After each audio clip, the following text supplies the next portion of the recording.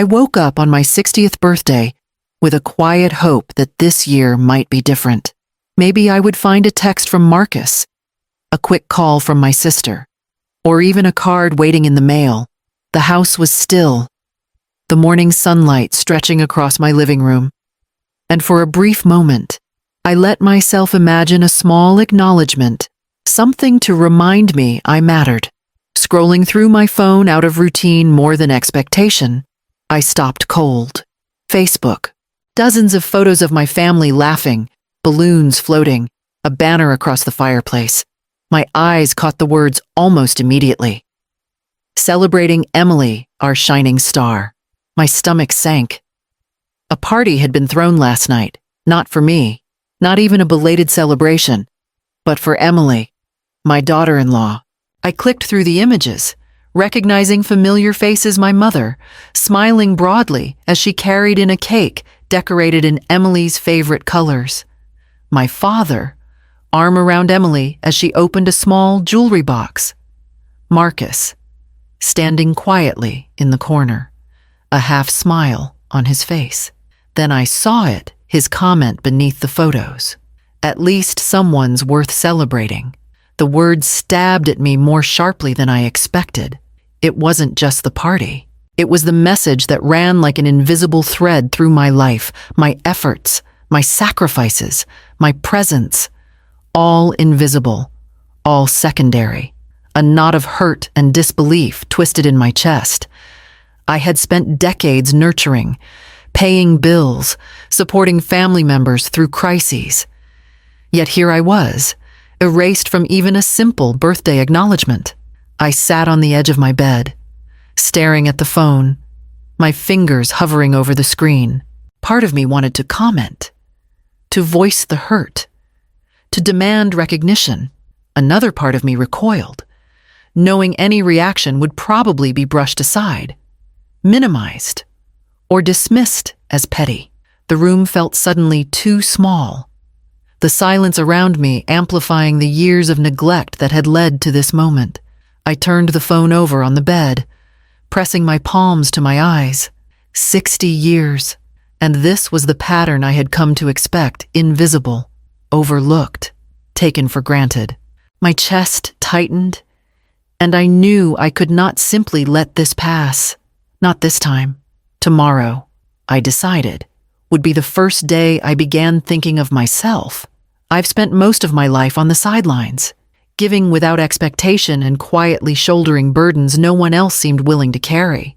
From the earliest days, I was the responsible one, paying bills, cooking meals, arranging appointments, and keeping the household running when my parents or Marcus were too distracted to notice. I celebrated milestones in secret, saved money for emergencies, and made sure no one around me went without. Emily, on the other hand, seemed to glide through life effortlessly.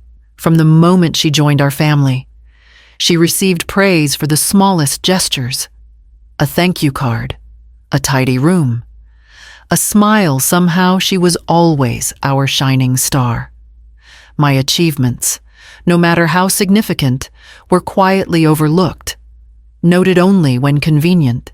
I remember my first real heartbreak as a mother, trying to navigate the endless tension between supporting Marcus and tolerating the unspoken favoritism that had followed Emily into our lives. I learned to laugh at compliments that weren't mine, to downplay my successes at work, and to mask my frustration when my sacrifices went unnoticed. Even as an adult, I planned family dinners, organized holidays, and coordinated celebrations, while the spotlight always fell on Emily. Sometimes, the unfairness was subtle. A misplaced comment from a relative, a shared anecdote where my role was minimized, a birthday gift given lavishly to Emily while my own was forgotten. These were constant reminders that my presence was assumed, but rarely appreciated. And yet, I endured, thinking that loyalty meant self-erasure. I convinced myself that my worth wasn't tied to recognition, that love was enough to justify my invisibility. But as I sit here reflecting, The question grows louder with each passing year. When does loyalty stop being a virtue and become a cage that keeps you invisible tomorrow? I knew I would start examining what freedom might look like. For over 2 years, I had been quietly covering Emily's expenses, ensuring her apartment never went without rent and her utilities remained on. Each month, I logged into my accounts, transferred the money directly to her landlord, and kept meticulous records in a spreadsheet I had maintained for emergencies.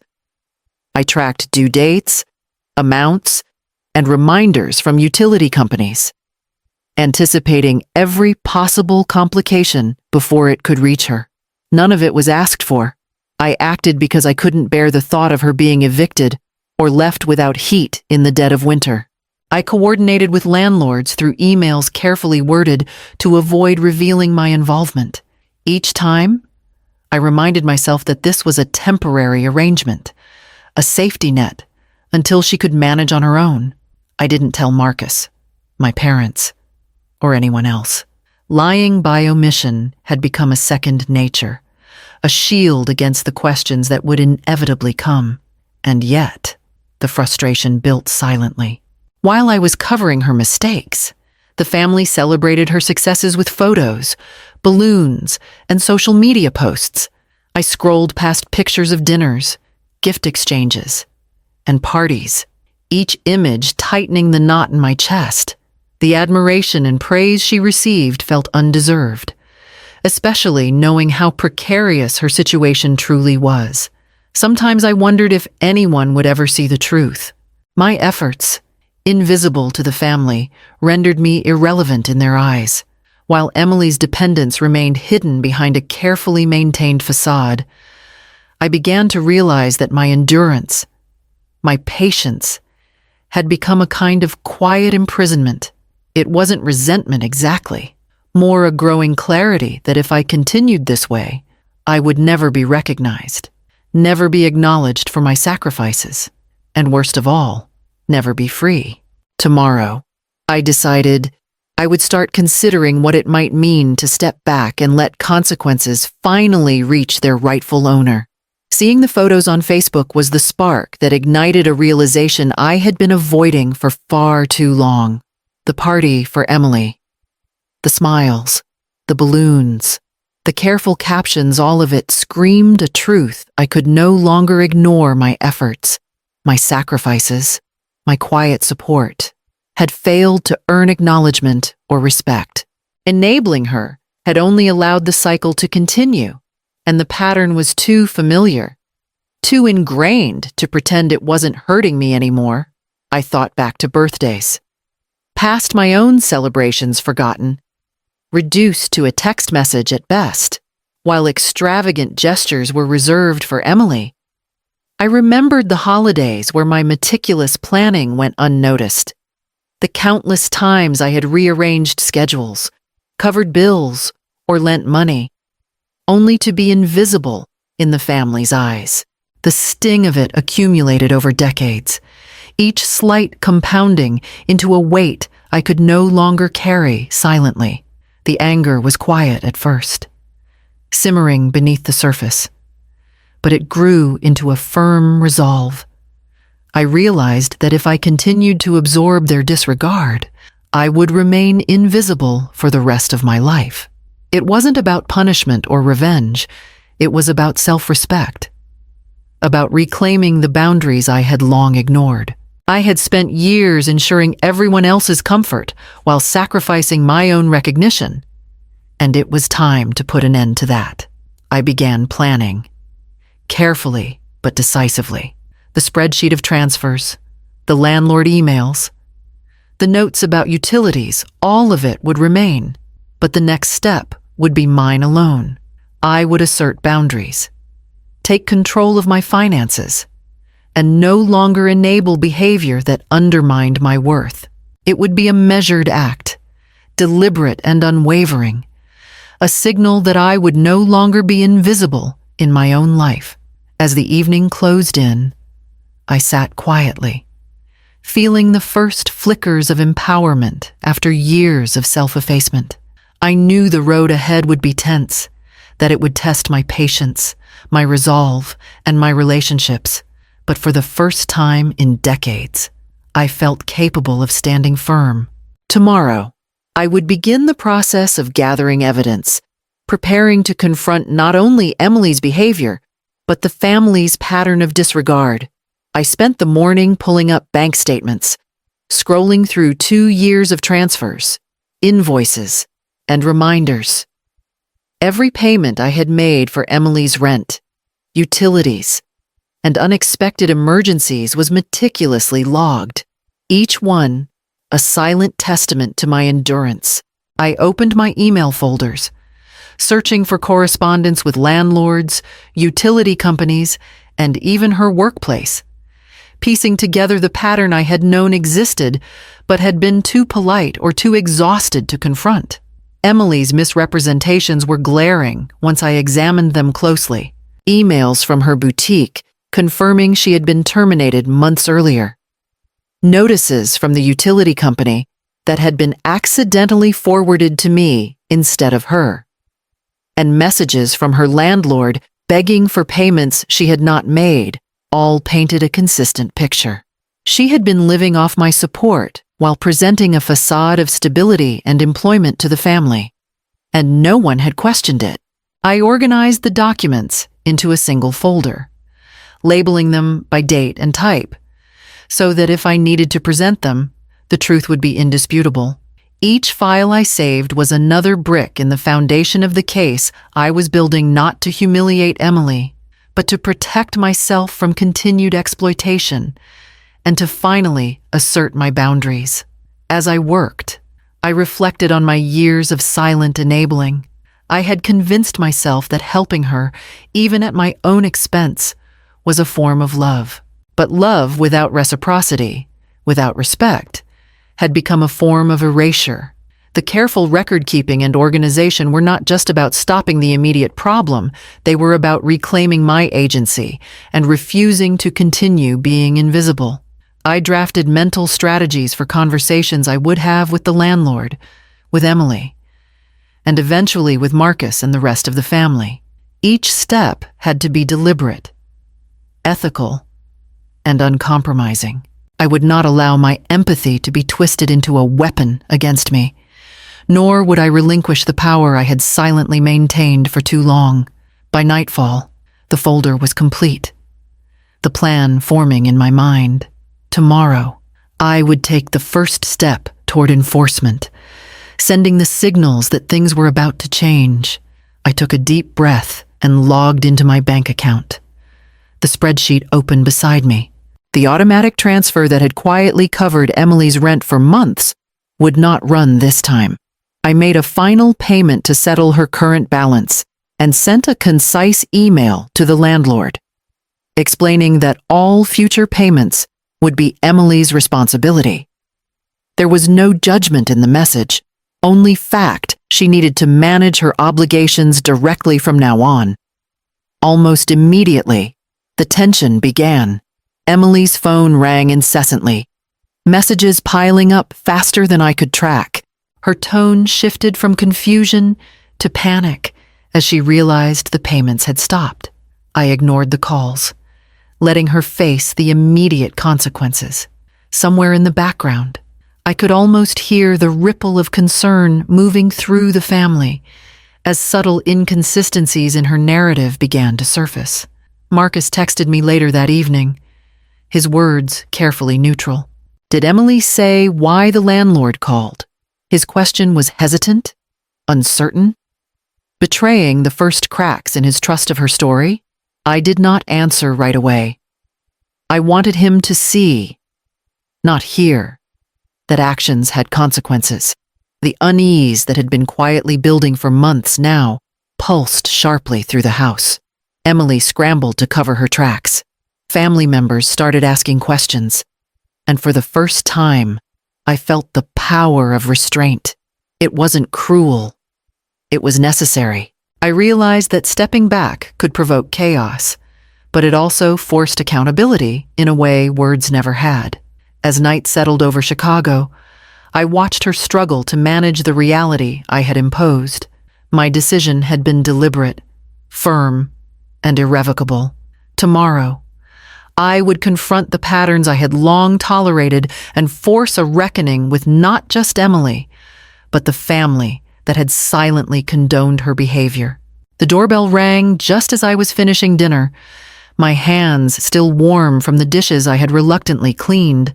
Through the peephole, I saw Emily, Marcus, and my parents standing in the hallway, expressions tense and guarded. I opened the door but stepped back, blocking the entrance, forcing the air between us to thrum with unspoken tension. Emily pushed forward first, her voice sharp. "You need to fix this now. The landlord says I have 3 days to pay or get out." I held my ground, keeping my voice calm. "I cannot fix this for you. Emily, you made choices. I have only stopped enabling them. You are responsible for the consequences." Marcus stepped slightly ahead of Emily, trying to mediate, but his eyes darted nervously between us. My parents flanked her, their faces a mixture of frustration and confusion. "Lorna, please," my mother said, voice tight. "You've gone too far. This isn't a punishment, it's family." I shook my head. "It is not punishment, it is accountability. For decades, I've shouldered responsibilities while my efforts were ignored. While Emily was celebrated for mistakes I covered up. That ends now. I will no longer provide financial support under false pretenses." Emily's voice rose, a mixture of panic and indignation. "You're punishing me because they love me more." "No," I said firmly. "I am prioritizing myself. I am refusing to continue supporting someone who takes without appreciation, who misrepresents their situation, and who manipulates the family dynamic."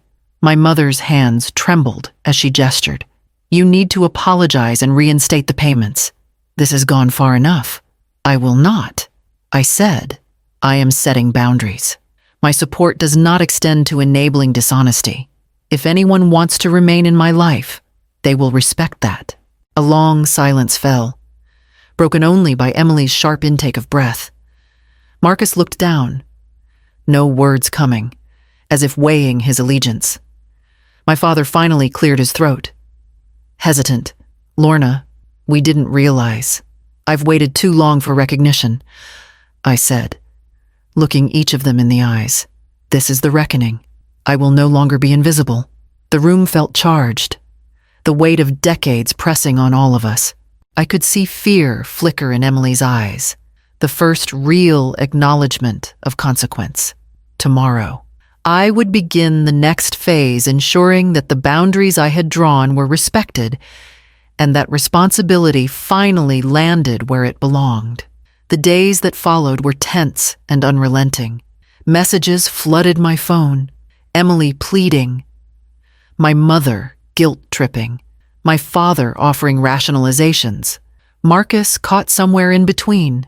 Each attempt to sway me tested the resolve I had spent decades building, but I refused to waver. I did not respond to the frantic texts immediately. I let the consequences settle naturally. Emily's panic was palpable. She called her friends, frantically searching for a roommate to share the rent. She applied for positions she had long avoided, dusting off resumes and filling out applications with an urgency I had never seen before. For the first time, she had to confront the reality of her choices without my silent intervention cushioning her every step. Meanwhile, I found myself experiencing something unfamiliar, a quiet pride in my own decisions. For decades, my empathy and patience had been exploited, my presence taken for granted. Now, standing firm felt like an act of self-respect as much as accountability. Each time Emily faced a setback she had previously avoided, I reminded myself that I was not being cruel.